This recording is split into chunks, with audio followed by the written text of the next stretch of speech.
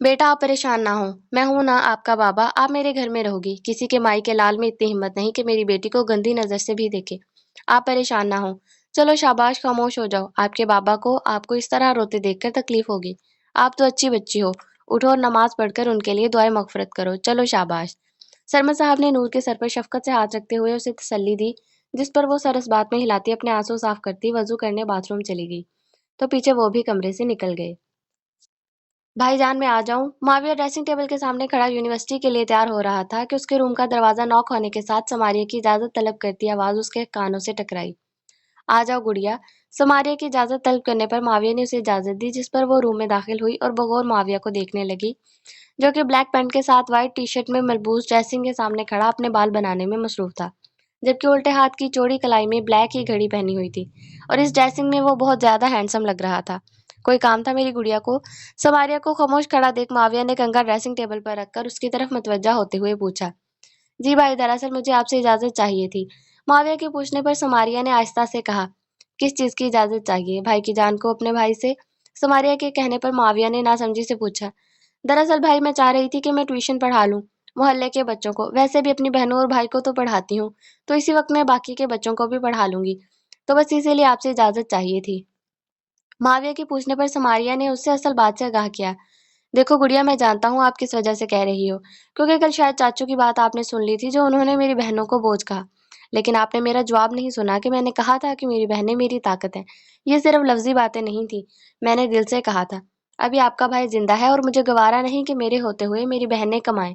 आप लोगों की जो ख्वाहिश होगी मेरी पूरी करने की कोशिश करूंगा, लेकिन मेरी गैरेज ये गवारा नहीं करती कि मैं अपनी बहनों को कमाने दूं। हाँ, अगर आपने अपने शौक के लिए पढ़ाना चाहती हो तो मैं मना नहीं करूंगा, क्योंकि मैं ये भी नहीं चाहता कि मेरी बहनों और भाई के कोई शौक या ख्वाहिश में पूरी ना कर सकूं। लेकिन मेरी ये शर्त है कि जो भी आप ट्यूशन से कमाएंगी वो पैसे आपके होंगे। आप वो सदका कर देना जैसा कि हजरत जैनब बिनते जहश खुद कमाकर सदका करती थी, या फिर आप ऐसे बच्चों को ट्यूशन पढ़ाओ जो ट्यूशन लेने की इस्तात ना रखते हों। आप उनको फ्री में पढ़ाओ। इससे आपका शौक भी पूरा हो जाएगा और आपके लिए सदका जारिया भी हो जाएगा। समारिया की बात पर माविया ने नरमी से उसे समझाया। ठीक है भाई, जैसे आपकी मर्जी। मैं वही करूंगी जो आप कहेंगे, बल्कि आपने मुझे अच्छा आइडिया दिया है, मैं ऐसे ही करूंगी। थैंक यू सो मच भाई, you are the best brother in the world.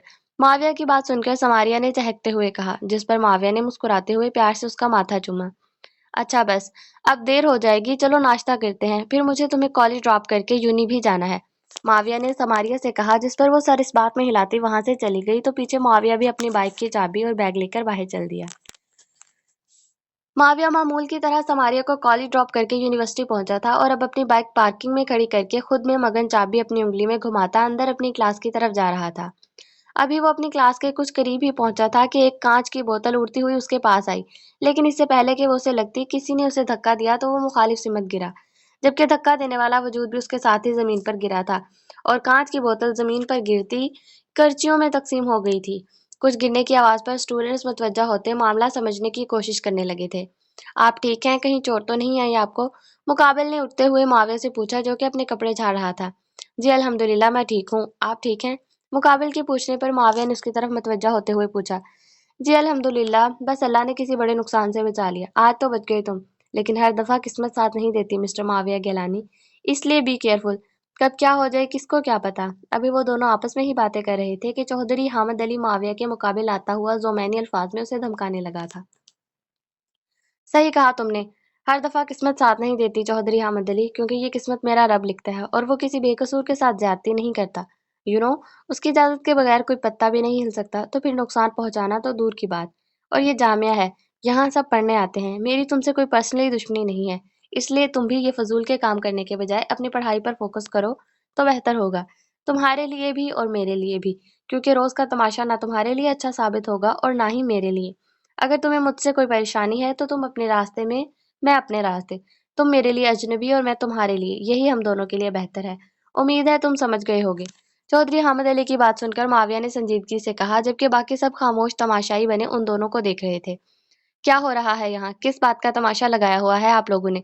सब सब अपनी अपनी क्लास में जाएं, हरी अप, और आप तीनों मेरे कैबिन में आए। अभी हामिद कुछ कहता कि प्रोफेसर की आवाज पर सब अपनी अपनी क्लासों में चले गए, तो वो तीनों उनके पीछे उनके ऑफिस की तरफ चल दिए। अस्सलामुअलैकुम सर। माविया ने प्रोफेसर के कैबिन में दाखिल होते ही सलाम किया, जिस पर प्रोफेसर ने सर के इशारे से उसके सलाम का जवाब दिया। क्या मसला है आप दोनों के दरमियान? क्यों तमाशा लगाया हुआ था आप लोगों ने? बाकी सब स्टूडेंट्स को भी डिस्टर्ब किया है। ये यूनिवर्सिटी है, यहाँ सब पढ़ने आते हैं, इसलिए अपने इश्यूज खुद तक महदूद रखें। यहाँ पढ़ने आते हैं तो शराफत से पढ़ाई करें और घर जाएं। जामिया का निज़ाम डिस्टर्ब करने की ज़रूरत नहीं है, वरना मैं आप लोगों को सस्पेंड कर दूंगा। प्रोफेसर ने अपनी चेयर पर बैठकर उन तीनों को लताड़ा था, जबकि उनकी बात पर हामिद के चेहरे पर तंजिया मुस्कुराहट आई थी, लेकिन माविया खामोश मगर संजीदगी से उनकी डांट सुन रहा था। मगर सर, इसमें माविया की कोई गलती नहीं है। हामिद ने कांच की बोतल से माविया पर हमला किया था, ये तो मैंने देख लिया और माविया को धक्का देकर उसे बचा लिया, वरना माविया को काफी चोट आती। और फिर अल्लाह का शुक्र है कि आसपास ज्यादा स्टूडेंट्स नहीं थे, वरना किसी का भी जानी नुकसान हो सकता था। अगर आप किसी को सस्पेंड करना चाहते हैं तो हामिद अली को करें। माविया की कोई गलती नहीं, बल्कि वो तो हामिद अली को समझा रहा था। लेकिन हामिद ने उसे धमकी दी कि आज बच गए तो क्या हुआ, हर दफा किस्मत साथ नहीं देती सर। माविया एक मिडिल क्लास घर से बिलोंग करता है और वो यहाँ अपनी काबिलियत पर स्कॉलरशिप पे आया है। हमारी क्लास का सबसे जीनियस स्टूडेंट है। आप बिना गलती के इसे सस्पेंड करके इसका रिकॉर्ड खराब नहीं कर सकते। प्रोफेसर की बात सुनकर बचाने वाले लड़के, जिसका नाम हमजा था, ने प्रोफेसर से संजीदगी से कहा, जबकि उसकी बात सुनकर प्रोफेसर ने कड़े तेवरों से चौधरी हामिद अली को घूरा था। ये मैं आपको आखिरी वार्निंग दे रहा हूँ हामिद, इसके बाद जो मैं करूंगा वो शायद आपको पसंद नहीं आए। आपको अंदाजा भी है कि आपकी इस घटिया हरकत की वजह से किसी की जान जा सकती थी। अगर आइंदा आपने कुछ भी गलत करने की कोशिश की तो मुझसे बुरा कोई नहीं होगा।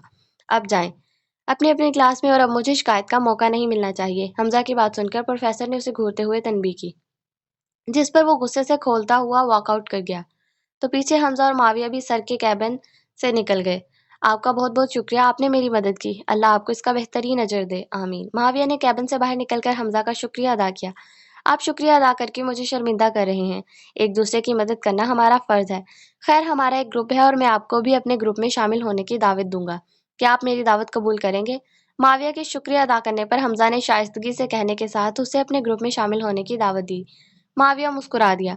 बिल्कुल, क्यों नहीं, मुझे खुशी होगी एक अच्छे इंसान को दोस्त बनाकर।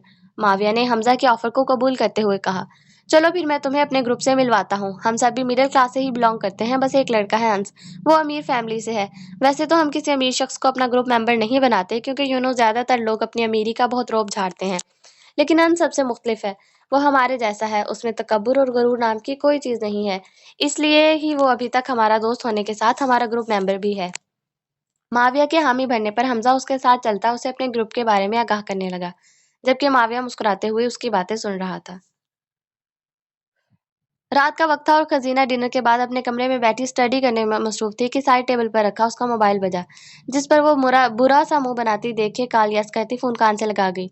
अस्सलाम वालेकुम जी, कौन है जिसको इतनी रात को भी चैन नहीं है? खजीना ने फोन उठाते ही मुकाबिल को खरी खरी सुनाई थी, क्योंकि पहले ही उससे असाइनमेंट नहीं बन रहा था। ऊपर से इस कॉल ने उसका दिमाग घुमा दिया था। वालेकुम अस्सलाम, मैं समरीन बात कर रही हूँ, एहतिशाम की वाइफ। खजीना की बात पर मुकाबिल ने अपना तारफ करवाया था, जबकि मुकाबिल का तारफ सुनकर खजीना के माथे पर बल पड़े थे और चेहरा स्पाट हुआ था।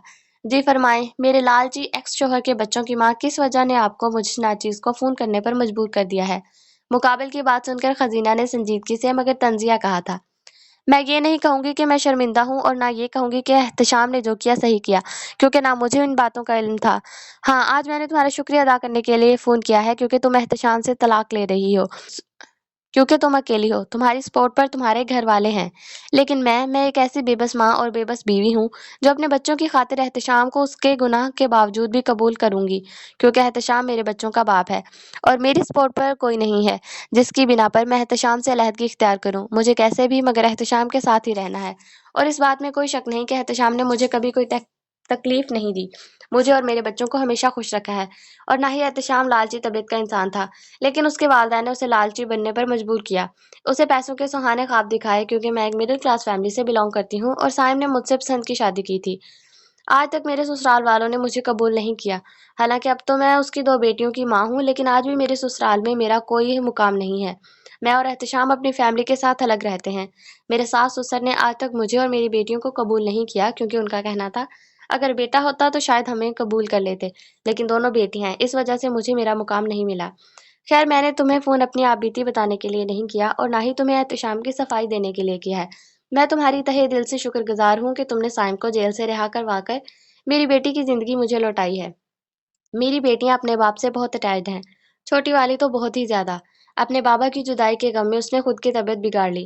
اسے اتنا بخار تھا کہ وہ مسلسل بخار کی وجہ سے بے ہوش تھی۔ جیسے ہی ہوش میں آتی اپنے بابا کو پکارتی اور نہ ملنے پر پھر سے رو رو کر بے ہوش ہو جاتی۔ میں نے احتشام کے بغیر ان کچھ دنوں میں ہی بہت کڑا وقت دیکھا ہے۔ مجھ سے اپنی ہی اولاد کو سنبھالنا مشکل ہو گیا کیونکہ میں اس کے بارے میں کچھ نہیں کہہ سکتی، لیکن بس اتنی سی التجا کروں گی کہ کبھی احتشام کے بدلے میں تم میری بیٹیوں کو کوئی بد دعا نہ دینا۔ میری بچیاں تو معصوم ہیں۔ میں نہیں چاہتی کہ مکافات عمل کے چکر میں میری بیٹیاں پیسی جائیں، جن کا تو کسی بھی معاملے میں کوئی قصور ہی نہیں ہے، اور اگر ہو سکے تو احتشام کو معاف کر دینا۔ خزینہ کے تنزیہ پوچھنے پر سمرین نے اس کا شکریہ ادا کرتے ہوئے کہا، میں آپ کو نہیں جانتی اور نہ ہی آپ مجھے۔ میں نے جو کیا ہے وہ کسی پر احسان نہیں ہے، اور نہ ہی خزینہ فیصل ابھی تک کمزور ہوئی ہے کہ وہ کسی کو بد دعا دے، کیونکہ میرے نزدیک بد دعا دینا کمزور لوگوں کی نشانی ہے۔ اور رہی بات آپ کی بچیوں کی، تو وہ معصوم ہیں، جن کو آج تک میں نے دیکھا بھی نہیں، تو میں انہیں بد دعا کیوں دوں گی؟ اور میں نے احتشام کو معاف کر دیا ہے، تبھی تو وہ جیل سے باہر ہے، کیونکہ میں اس شخص سے کسی بھی قسم کا کوئی تعلق نہیں رکھنا چاہتی، نہ محبت کا، نہ ناراضگی کا، اور نہ ہی نفرت کا، کیونکہ میری زندگی اس نے تباہ کی ہے۔ چاہے کسی کی بھی باتوں میں آ کر اس نے یہ کھیل کھیلا ہے، لیکن وہ بھول گیا تھا کہ یہ کھیل بھی اللہ کے حکم سے کامیاب ہوگا، اور اللہ نے میرے نصیب میں یہ آزمائش لکھی تھی، اس لیے اب سب احتشام کے پلان کے مطابق ہی ہوا ہے۔ خیر، میرا کوئی واسطہ نہیں آپ کے شوہر سے، بہت جلد میری خلا ہو جائے گی، کیونکہ ایک طلاق ہو چکی ہے، دو بھی ہو جائے گی، اور بہت جلد آپ کا شوہر اور آپ کی بیٹیوں کا باپ آپ لوگوں کے پاس ہوگا۔ لیکن میں امید کروں گی کہ آئندہ آپ مجھ سے کسی قسم کا کوئی رابطہ نہیں رکھیں گی۔ اللہ حافظ۔ خزینہ مقابل کی بات کا جواب دیتی فون کٹ کر گئی، اور اپنی کتابیں سمیٹ کر سائڈ لیمپ آف کرتی سونے کے لیے لیٹ گئی، کیونکہ اب اس کا کوئی ارادہ نہیں تھا پڑھنے کا، اسی لیے اس نے اب سو کر اپنا مائنڈ فریش کرنا تھا۔